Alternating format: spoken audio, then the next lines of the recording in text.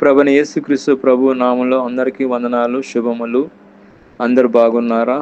మీ అందరి గురించి ప్రార్థన చేస్తూ వస్తున్నాము. మీరు ఎవరైనా కొత్తగా ఛానల్ చూస్తున్నట్లయితే దయచేసి సబ్స్క్రైబ్ చేసుకోండి. అదేవిధంగా ఇతరులకు కూడా తెలియచేయండి. ఈరోజు మనం దేవుని వాక్యంలోంచి యేసుక్రీస్తు రక్తం గురించి మనం చూసుకుంటాము. అది వాక్యంలోంచి 1 కొరింథీ 6వ అధ్యాయం 20వ వచనంలో, విలువ పెట్టి కొనబడిన వారు గనక మీ దేహంతో దేవుణ్ణి మహిమపరచుడి. ఇక్కడ మనం చూసుకున్నట్లయితే మనం పాపం చేత అపరాధం చేత సచ్చిన వారై ఉండగా మనని ప్రభువైన యేసుక్రీస్తు మనని ఆయన కొన్నాడండి. సాతాను నుంచి విడిపించాడు. ఆయన అమూల్యమైన రక్తం ద్వారా మనం కొన్నాడండి. కాబట్టి ఆయన కొన్నాడు కాబట్టి మన మన హృదయము దేవునికి ఆలయం అండి. మన హృదయంలో దేవునికి స్థానం ఇవ్వాలి. ఒక ఉదాహరణ చూసుకున్నట్లయితే ఒక పెద్ద కంపెనీ ఉందండి. ఆ కంపెనీలో 1000 మంది ఎంప్లాయీస్ ఉన్నారు. ఆ 1000 మంది ఎంప్లాయీస్ నమ్మకంగా కంపెనీకి పనిచేస్తున్నారు. వాళ్ళకి నెలకి జీతాలు కూడా నెలకి ఇచ్చేస్తారు. అదేవిధంగా వాళ్ళు కంపెనీలో వాళ్ళకే పనిచేయాలి, కానీ బయట వాళ్ళకి ఎవరు కూడా పని చేయకూడదు. ఎందుకంటే కంపెనీలో పనిచేసిన వాళ్ళకి నెలకి అమౌంట్ ఇస్తున్నారు, వాళ్ళకి ఎంతో మంచిగా చూసుకుంటున్నారు, కానీ బయట వాళ్ళకి ఎవరికి కూడా పని చేయకూడదు. అదేవిధంగా మనం కూడా చూసినట్లయితే మనము దేవుడు యేసుక్రీస్తు ప్రభు ఆయన అమూల్యమైన రక్తంతో కొన్నాడు కాబట్టి మనము మన హృదయమే ఆయనకు ఆలయంగా చేస్తున్నాడు కాబట్టి ఎవరికి స్థానం ఇవ్వకూడదండి.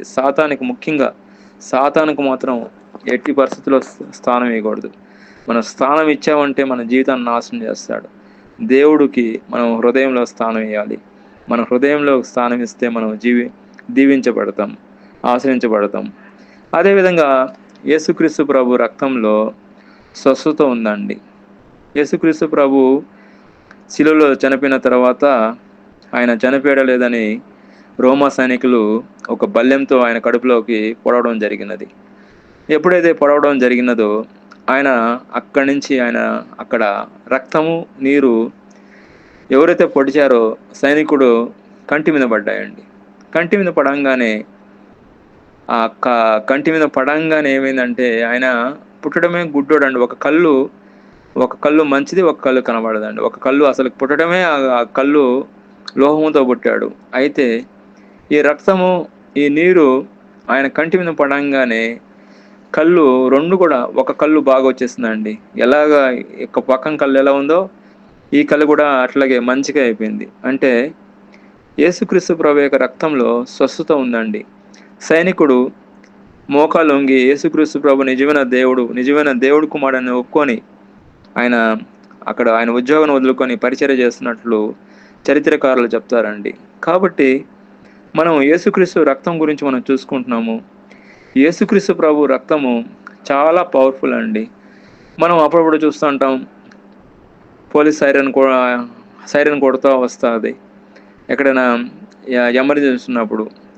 అప్పుడు పోలీసు వాళ్ళు సైరన్ కొడుతూ వస్తా అంటే దొంగలు ఏం చేస్తారు? దొంగలు భయపడతారండి. దొంగలు దాంకుంటారు, ఎక్కడైనా పారిపోతారు. అదేవిధంగా మనం యేసుక్రీస్తు ప్రభు యొక్క రక్తాన్ని ఉచ్చరించడం ద్వారా, పలకడం ద్వారా సాతానికి భయము, సాతానికి వణుకు, సాతాను ఉండడండి, పారిపోతాడండి. కాబట్టి యేసుక్రీస్తు రక్తంలో చాలా శక్తి ఉంది. మనము యేసుక్రీస్తు ప్రభు రక్తం ద్వారా కప్పబడినప్పుడు మనకు ఏం కాదండి. మనము అప్పుడప్పుడు చూస్తూ ఉంటాం, మన ఇల్లు గట్టిగా ఉంటే పైన రూఫు మనకేం కాదు. అదేవిధంగా మనము యేసుక్రీస్తు ప్రభు రక్తం ద్వారా కప్పబడినప్పుడు, యేసుక్రీస్తు ప్రభు ద్వారా మనం కప్పబడినప్పుడు మనకేం కాదండి. సాతాను నుంచి ఏం కాదు. మన కుటుంబం కప్పబడితే మన కుటుంబానికి ఏం కాదు. మన బంధువులకే కప్పబడితే మన బంధువులకి ఏం కాదు. మన గ్రామానికి కప్పబడితే మన గ్రామానికి ఏం కాదు. యేసుక్రీస్తు ప్రభు రక్తంని కప్పబడితే ఏం కాదు. అదేవిధంగా మన మండలానికి కప్పబడితే మన మండలానికి ఏం కాదు. అదేవిధంగా మనం ఉన్న జిల్లాకి యేసుక్రీస్తు రక్తంతో కప్పబడితే మన జిల్లాకి ఏం కాదు. అదేవిధంగా యేసుక్రీస్తు ప్రభు యొక్క రక్తాన్ని మన యొక్క దేశానికి కప్పబడితే మన దేశం క్షేమంగా ఉంటుందండి, కప్పబడుతుంది. ఆయన రక్తం ద్వారా కప్పబడితే మన దేశం క్షేమంగా ఉంటుంది. అదేవిధంగా మన దేశమే కాకుండా ఆయన రక్తం ప్రపంచంతో కప్పబడితే ప్రపంచం అంతా కూడా క్షేమం ఉంటుందండి. దేవుడు వాక్యం కీర్తనకారుడు రాస్తాడు, మహోన్నతుని చాటు నివసించేవాడు, సర్వశక్తి నీడను విశ్రమించేవాడు. దేవుడే మనకు ఆశ్రయంగా ఉంటే మనకేం కాదండి. ఆయన రక్తాన్ని మనం ఆశ్రయిస్తే మన దేశానికి కాదు, ప్రపంచానికి కూడా సాతాన్ నుంచి, ముఖ్యంగా సాతాన్ నుంచి మనకేం కాదండి. కాబట్టి మనం చూసుకున్నట్లయితే ఆయన రక్తం ద్వారా మనకు కాపుదల, భద్రతాక్ష ఉందండి. ఆయన రక్తం ద్వారా మనకు స్వస్థత ఉందండి.